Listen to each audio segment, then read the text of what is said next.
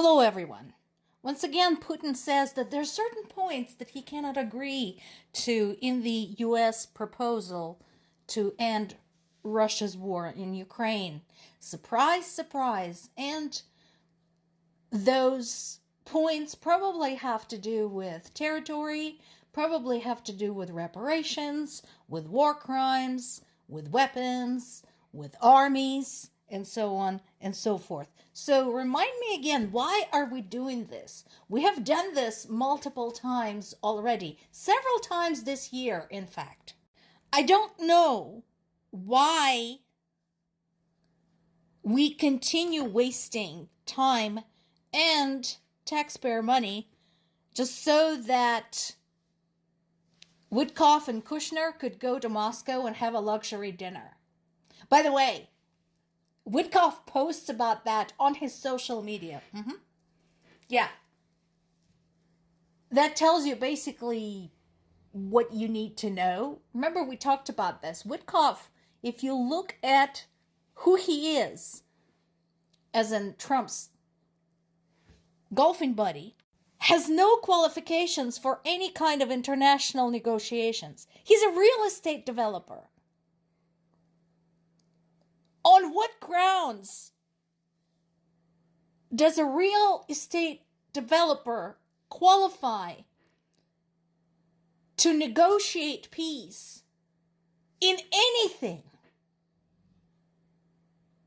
let alone something this big, the biggest armed conflict in Europe in this century, actually since World War II? And yes, I do remember Bosnia. So, yeah, basically all that happened is Witkoff and Kushner went off on this luxury trip to Moscow and had a really good dinner. Yes, they spent 5 hours in the room with Putin, allegedly doing something productive. Considering we have no results for that, I seriously doubt that it was productive. Ukraine's position is clear. This is a map of Ukraine, right there, including Crimea. And that is how it has to stay. Russia has no right to this land. Russia had, in the past, signed a memorandum promising to respect Ukrainian borders, and then it promptly violated it. And yet, Russia continues with this bullshit, and America is playing along. This is one of the biggest embarrassments in America's foreign policy.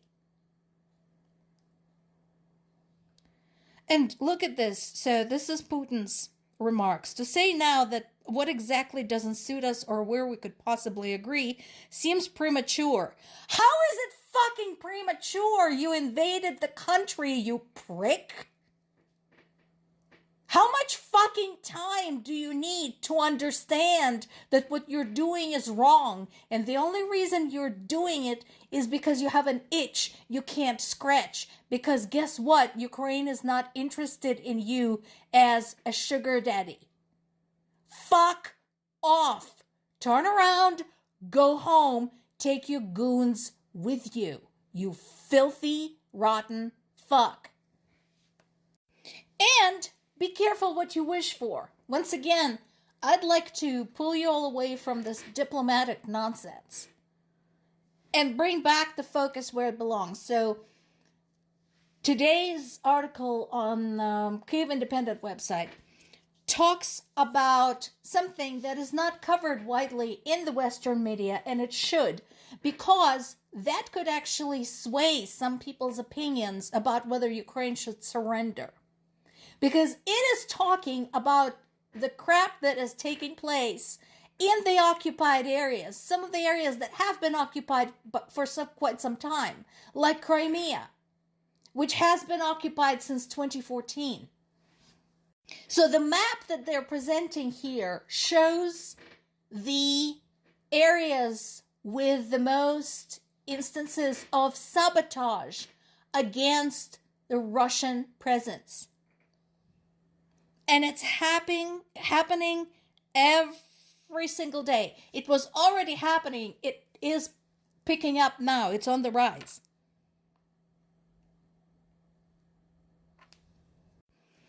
As of November 14th this year, an organization monitoring this activity had recorded 37 episodes of sabotage. That is more than in 2023 and 24. And this is driven by the underground organization Atash. Now, the thing is, Atash is actually pretty big, and they are the ones carrying out this activity, not just on the invaded Ukrainian territory, but also in Russia. So when you hear about blown up switchboards, fires at the military factories, unexpected short circuits resulting in serious damage at the oil refineries, those are the guys doing that at humongous risk to themselves, but they are really, really good. They're responsible for over half of all of the incidents that we know of. There is also an additional branch that the Atash is collaborating with, which is Freedom of Russia Legion, which is a militia comprising Russian people who are aligned with Ukraine, who are working with Ukrainian underground movements on these acts of sabotage. And again, they work on railways, they work on communications infrastructure, local authorities, banking, all of that. This is happening. It's not getting reported because it doesn't fit the narrative that Ukraine is losing. But this is happening. Now, there are smaller groups. This particular one gave me a chuckle. It's called Zla Mavka. In Ukrainian folklore, a Mavka is a river maid or a sprite who has been spurned by her lover. And these women end up jumping into the river and they turn into river maids, into Mavkas. And they're very dangerous because if somebody wanders anywhere near where they dwell, they will dance that person to death and drag them into the river. Very close to German folklore as well. So, these women, the angry Mavkas, they have mixed laxatives into the food and drink served to Russian soldiers.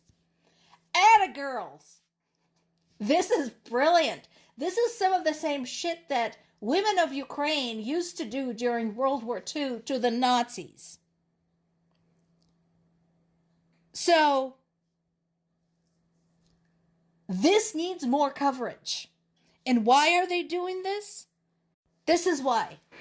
While everybody's running around with the bullshit about diplomacy and the 28-point plan, Russia is still barraging the civilian areas of Ukraine. This continued overnight into today. They struck Kryvyi Rih, wounding 6 people, including a 3-year-old child. I talked about this yesterday. And Kryvyi Rih is also the hometown of Zelensky, so they were really looking to stick it to Zelensky. And damaged more than 40 residential buildings, a school, and domestic gas pipes. Explain to me, how the fuck is a school a viable military target? Because they're going to say that it was. A 5-year-old girl died in Kherson after the Russian artillery shelling. And what do we get in response from Putin? Either we take back these territories by force or eventually Ukrainian troops will withdraw. No, they will not. No. Because of this. Because they will remember. Because every person in Ukraine will remember all of this. The ruined buildings, the ruined cities, the murdered children. And you will never find rest in Ukraine for as long as you shall live. More to come.